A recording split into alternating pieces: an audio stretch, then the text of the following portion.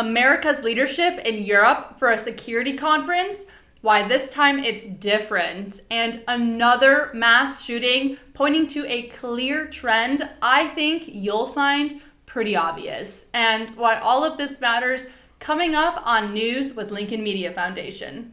First up is America changing how they work with Europe. Several Americans, including top Trump officials and other political leaders, both Republican and Democrat, gathered in Munich for the Munich Security Conference. Last year, America came in with a stern message delivered by Vice President J.D. Vance, who slammed European leaders for mass migration.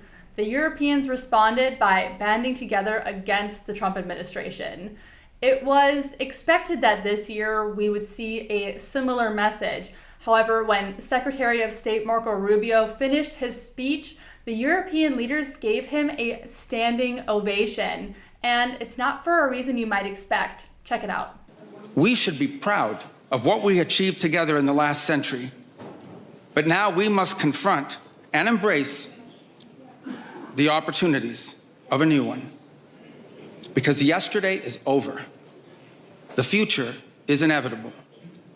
And our destiny together awaits. Thank you.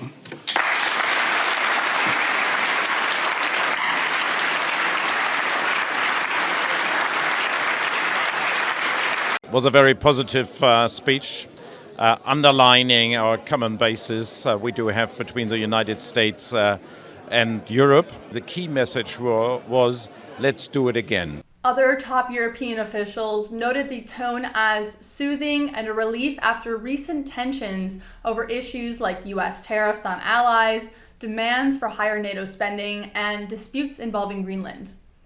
Democratic leaders also showed up to provide a counter-narrative to the Trump administration. Representative AOC and Michigan Governor Whitmer, on the other hand, were met with mixed reactions, and Hillary Clinton got into an argument with a top European official.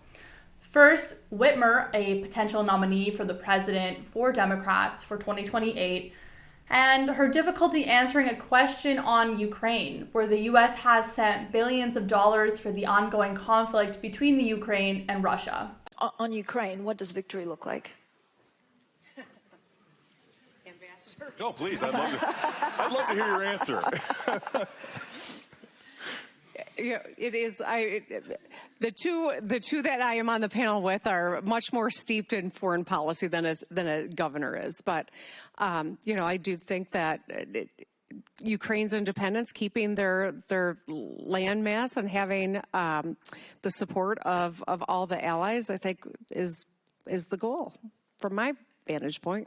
Similarly, emerging Democratic leader and Congresswoman AOC didn't know where an important country was on the map. You know, we look at what happened in Venezuela, for example. It is not a it is not a remark on who Maduro was as a leader. He canceled elections. He was an anti-democratic leader. That doesn't mean that we can kidnap a head of state and engage in acts of war just because the nation is below the equator. And the most contentious interaction at the conference was an exchange between former First Lady and former Secretary of State Hillary Clinton and the Czech foreign minister. Watch this. We saw the cancel culture. We saw the woke revolution. I don't agree with the gender revolution, the climate alarmism. Which gender? Women having their rights? Let Peter go on. I think there are two genders. So, but some of us think that there is more than one, or more than two. Sorry, more than two gender. I think there is male and female, and the rest probably is a social construct. So this is something that went too far. But does that justify selling out the people of Ukraine who are on the front lines dying to save their freedom and their two genders, if that's what you're worried about? Can I please finish my points? I'm sorry that it makes you nervous. Overall, Overall, the security conference in Munich was received as a positive for the current administration and a mixed bag for Democrats. There was another deadly shooting this week, exposing again an emerging trend between mass shootings and the suspected gunman. The gunman, in this case, proving the trend yet again. Here's the latest. The shooting took place during a high school hockey game on Monday. Just a few minutes into the game, the gunman walked down from the stands and started shooting, resulting in 3 deaths, including his ex-wife and his son, before ultimately turning the gun on himself. Now, live streaming of the footage of the game showed a chaotic scene with high schoolers trying to get off the ice and spectators out of the stadium. You will also see one individual jumping on the shooter in an attempt to stop him. Police have praised him for his bravery. So, who is this gunman and why is the shooting connected to multiple shootings? The suspect is 56-year-old Robert Dorgan, who also went by the name Roberta. He's a transgender individual who underwent surgery. Here is what his daughter had to say about him.